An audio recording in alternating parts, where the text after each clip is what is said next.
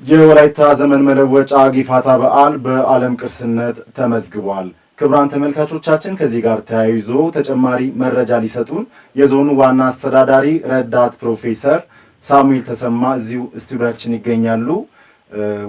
እንኳን ደህና መጡ። እንኳን ደህና ቆያችሁ። እሺ፣ ለመላው ወላይታ ህዝብ፣ ለመላው ኢትዮጵያ ህዝብ፣ አጠቃላይ ለዓለም ህዝብ ሁሉ እንኳን ደስ አላችሁ ለማለት እወዳለሁ።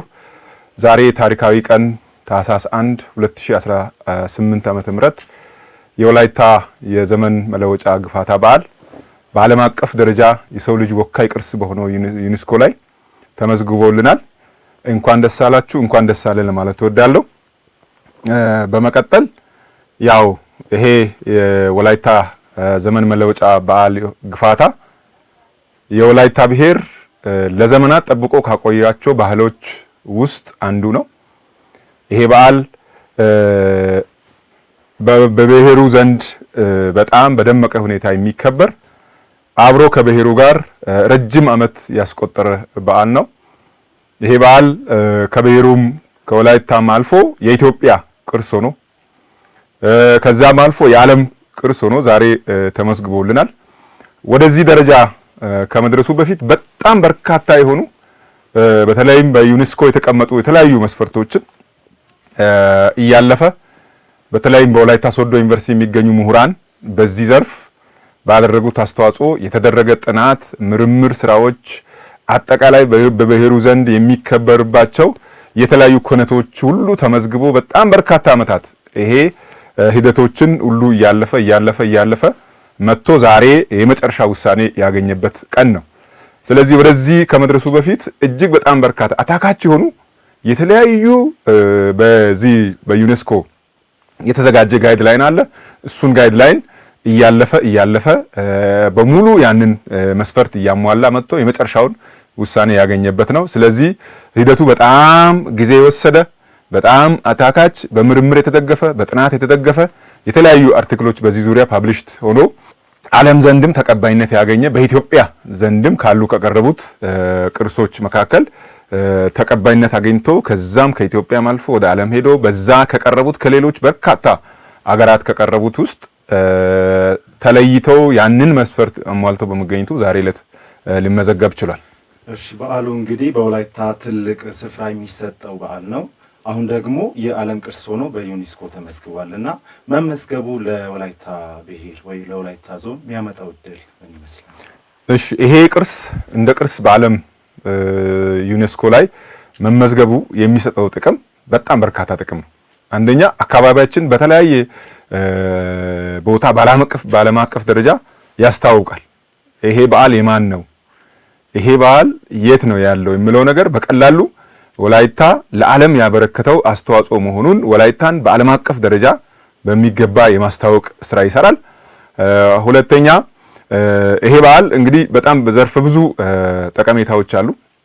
በተለይ በማህበራዊ እርስ በርስ ያለን ትስስር የሚያጠናክር የተጣሉ ሰዎች የሚታረቁበት በርካታ የሆነ ማህበራዊ መሰረቶች በተለያየ አጋጣሚ ለስራ ጉዳይ ለተለያየ ቦታ ተለያይተው የሄዱ ሰዎች መጥተው ከቤተሰብ ጋር የሚገናኙበት የማህበረሰብ እሴት የሚጠናከርበት ሌላው ደግሞ ኢኮኖሚካልም ትልቅ ፋይዳ ያለው ይሄ በዓል በየዓመቱ ሲከበር በሴቶች በወንዶች የሚደረጉ ዝግጅቶች ለዛ ዝግጅት ተብሎ ደግሞ ከመጀመሪያው ቀን ጀምሮ የሚደረጉ የቁጠባ ባህል አካባቢ ላይ የሚያጠናክር ስለዚህ አጠቃላይ ለአካባቢ የሚሰጠው ጥቅም ከፍ ያለ ነው።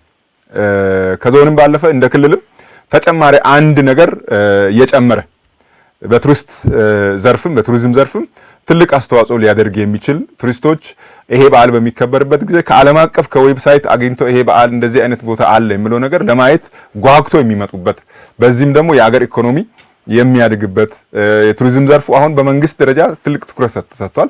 ያንን የሚያጠናክር ዘርፍ ሆኖ መመዝገቡ ለአካባቢው ማህበራዊ ኢኮኖሚያዊና ፖለቲካዊ እንድምታው ከፍ ያለ መሆኑንና ለደቡብ ኢትዮጵያ ክልልም አንድ ተጨማሪ እሴት የጨመረ በዓል ነው። ለኢትዮጵያም በዛው ልክ የጨመረ ነው። ስለዚህ የቱሪዝም ዘርፉንም የሚያነቃቃ የአካባቢውንም የሚያስታውቅ የኢኮኖሚውን፣ ፖለቲካውን፣ ማህበራዊ ጉዳዮችን በሙሉ ከፍ የሚያደርግ በዓል ነው ማለት ይቻላል።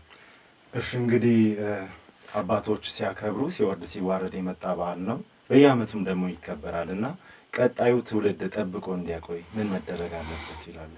አዎ ይሄ በዓል እንግዲህ በዩኔስኮ ሲመዘገብ ዝም ብሎ አይደለም። እንዴት ይከበራል? መቼ ጀምሮ ነው? አጠቃላይ ያሉ ነገሮችን በሙሉ በደንብ አድርጎ አጥንተው አጥኚ ቡድን መጥተው አጣርተው ነው ወደዚህ ደረጃ እንዲደርስ ያደረገው። ይሄን እዚህ ደረጃ እንዲደርስ ያደረገው አባቶቻችን ይሄን ወደ ትውልድ የሚሸጋገር ባህል ጠብቆ ስላቆዩ ነው። ጠብቆ አቆይተዋል። ይሄ በጣም ደስ የሚል ነው። ቀጣይ ደግሞ ከዚህ አሁን የዓለም ሕዝብ ቅርስ ሆኗል። የኢትዮጵያ ቅርስ ሆኗል። የወላይታ ቅርስ ሆኗል። የደቡብ ቅርስ ሆኗል። ስለዚህ ይሄን ቅርስ ጠብቆ ለማቆየት አሁን ያለው ትውልድ ከፍተኛ ኃላፊነት አለበት። ስለዚህ ይሄ በደመቀ ሁኔታ በየዓመቱ እየተከበረ ይቀጥላል፣ መቀጠል አለበት።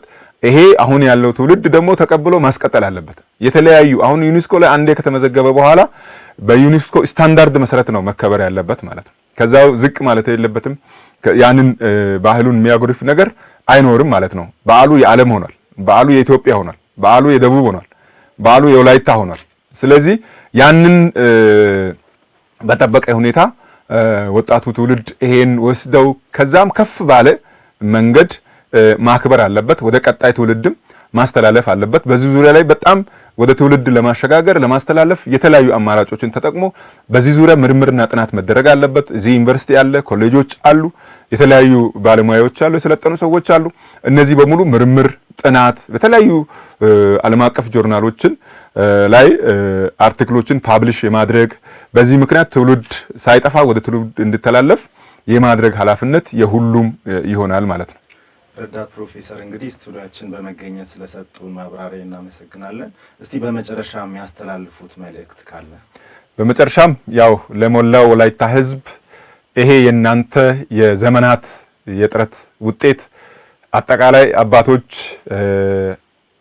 በሙሉ ይሄን ባህል ጠብቆ አቆይተው ዛሬ ለኛ ሰጥተውናል። ዛሬ ደግሞ ይሄ ትውልድ ያንን በሙሉ ማህበራዊ መሰረት እንዲይዝ አድርገው በምርምር በጥናት አስደግፈው የዓለም ቅርስ እንዲሆን አድርጓል። ስለዚህ ለዚህ ሁሉ የተባበሩ አካላትን በሙሉ በእውነት እጅግ አድርጌ ማመስገን እፈልጋለሁ። ይሄ በዚህ የተሳተፉ የወላይታ ዞን ባህልና ቱሪዝም መምሪያ ባለሙያዎች፣ የወላይታ ሶዶ ዩኒቨርሲቲ አጠቃላይ በምርምር በጥናት የደገፉን አካላትን እንደዚሁም ወላይታ ዞን አስተዳደር ሶዶ ከተማ ላይ ያሉ ባለሙያዎች የጋራ የሁላችንም ጥረት ውጤት ነውና ለሁሉም ወላይታ ሕዝብ ትልቅ ምስጋና ይገባል። እንኳን ደስ አላችሁ፣ እንኳን ደስ አለን። ከተባበርን አንድ ከሆንን እንደዚህ ሁሉም የየራሱን አስተዋጽኦ ካደረገ ከዚህ የበለጠ ሌላም ተጨማሪ ድሎችን ማሳካት እንችላለን። ለዚህ ድል የሁላችሁ ውጤት ስለሆነ እንኳን ደስ አላችሁ ለማለት እወዳለሁ። አመሰግናለሁ።